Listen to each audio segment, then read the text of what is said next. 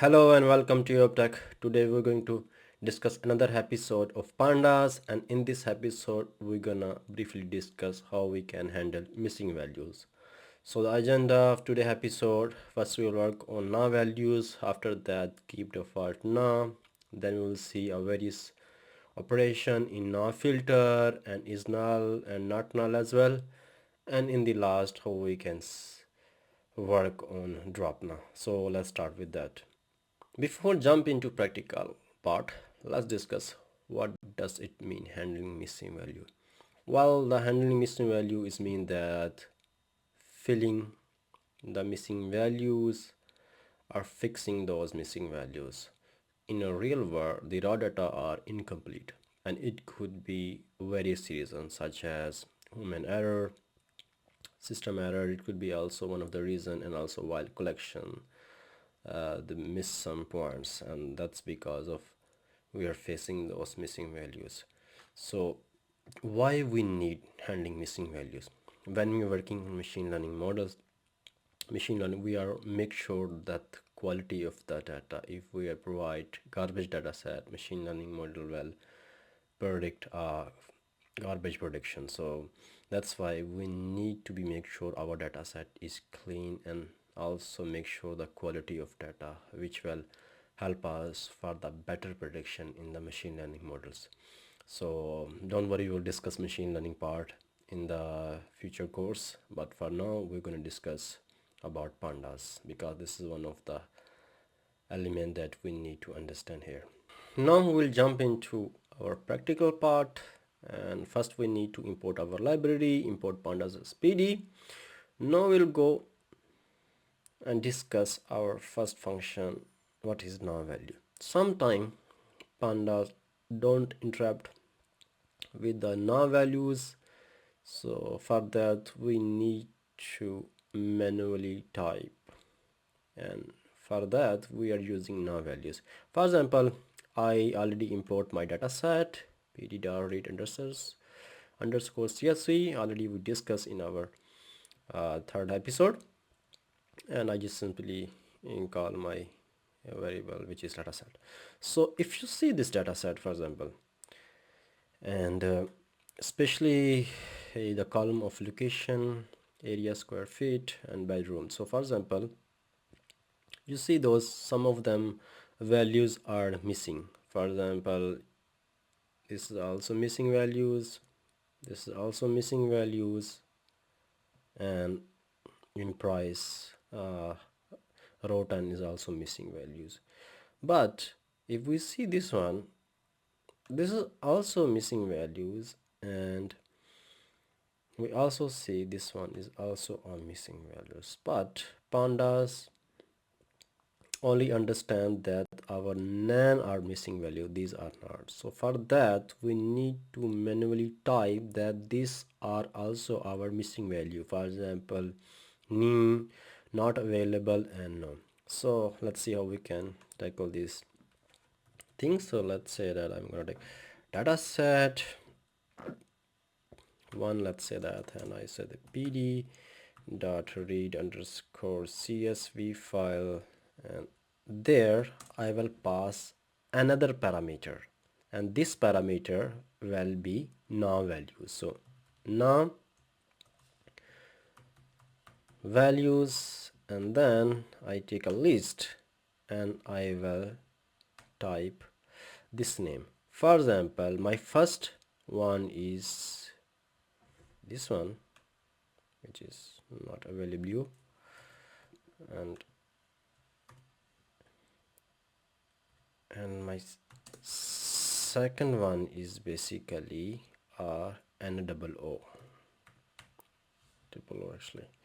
So now if I run my data set, and I can show you with the example. Okay, we have to say dataset, not dataset one. So now if I show you how now value is work, if we see especially bedroom row 6, and we can see previously row 6, you can find the differences. So we manually type that not available and no or our also a missing value. For example, not available is also negated as a none. So that's how we can handle those missing value which is not handled by pandas. So we need to pass another parameter which is now values, and in that we are passing those name. There's another way we can work to that. Instead of, for example, just taking a list and passing those value, we can write in the dictionary with the column name as well. So let me show you how we can do that. Let me take dataset 2, and I said that read underscore csv file, and I said that dictionary, and first column that I will pass is my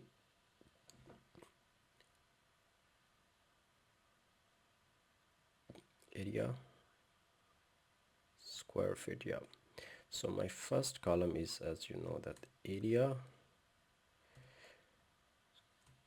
sqft, and I would say that not available, and price USD we would say that no. So, and then if I run, and that's also work. So yeah, that's how we can do that. So either you can pass a list and then you passing those value. For example, we have no not available. Either you pass parameter now values, inside dictionary you pass key values. Those key will be your column, and then you specify those value that is not handled by pandas, and then you can type, for example, in price USD we have no, and in the other column we have this one. So basically that's how we can work on this one. So I hope it's clear for you. Now we're gonna move our next function, and this topic is keep default now. So what does it mean, keep default now? By using this parameter, it will control how pandas treat missing value while reading a CSV file. For example, if I show you this dataset, and in this dataset we already have some missing value. For example, in price USD we have some missing values, then we also have missing value in bedrooms, then we have area square feet as well, we have some missing value. So when we run or use keep default no parameter, and it basically automatically interrupt certain string. For example, in that case we have a nan, it could be also possible na and slash a null and so on. So let me show you a practical, and let's import our dataset. So our dataset is like a pd dot read underscore csv. We already discussed this function very briefly, and then I'm gonna pass my data, which is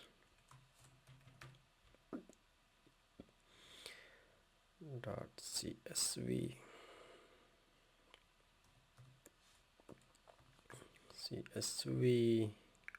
comma, and now we'll pass this parameter keep default now. If I say that it's false, and if I show you my dataset, so do you see the difference? So well, so now instead of we have nan showing here, it basically showing nothing here. For example, it was some nan's value here. We reuse the same data set. This is the same data set. So when we keep default now is equal to pass false here, it will show nothing. I can show you another example. If we will pass true, it will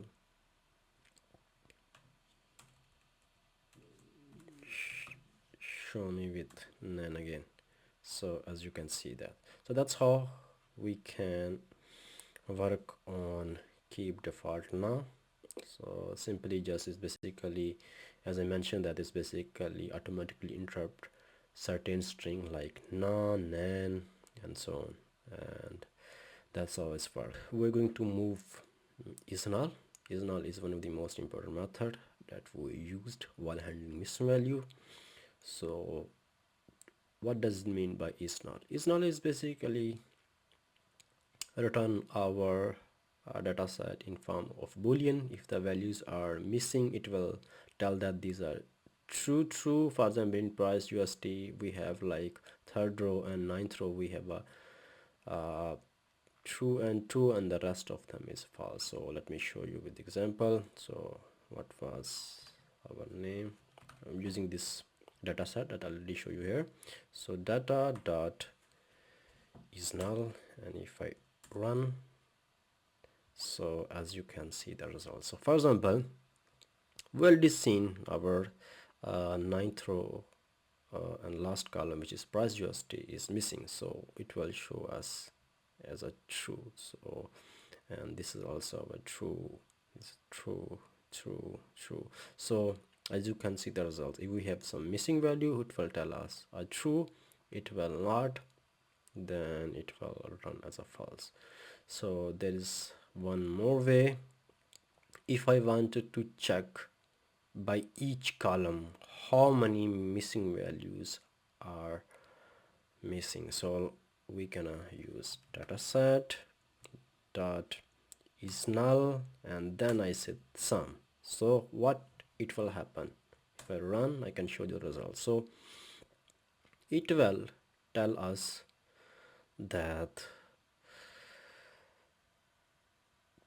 each column with respect to how many missing values. So for example, if we see here in the data set, in price USD we have two missing value, bedroom we have two missing values, area square feet we also have two missing value. We don't have missing value in location, we don't have missing value in ID as well. So as you can see that, we can see that house ID and location we don't have any missing value, it show as a 0, and the rest of column we have each two are missing values. So that's how it works. If you wanted to see that how much total missing values, simply you just write data dot is null dot sum, again dot sum, and it will sum up of all the values, and it will return a result that we have a total 6 values are missing. As you can see that it will sum up of all the column missing value and then return the result. So that's how it works. Another one is basically not null. It's opposite way of is null. I can show you the example. So our topic is not null, and it should be not null. So not null, we have a data set. Let's say that we have this. Let me show you our data set first. Put into Python. So this is our data set. So not null is opposite, as I said that. So what I will say that data dot not null, and what will happen here, instead of returning true, it will return as a false. So as you can see that the missing value that we had, it will return as a false, which means that they are missing value, the rest of true are we don't have missing value. So if I show you in with the sum example, dot null dot sum, it will return opposite way. So for example, we have values, for example 10, which means that we, and then 8, so which means that we have 8 values here in this area square, feet, bedroom, and price, and we have 10 values here in house ID and locations. If I take this example and sum up of all. It will return how many values we had. It will return 44. Instead, in a missing values, for example is null, it returns 6, that we have a 6 missing value, but not null, it basically opposite way of is null. I hope it's clear for you. Now we'll see how the dropna is work. Very simple. It basically remove all those rows which are missing. So let me show you our data, and let's say that we have this data, and in this data we have some missing values. So now we'll use stop now dot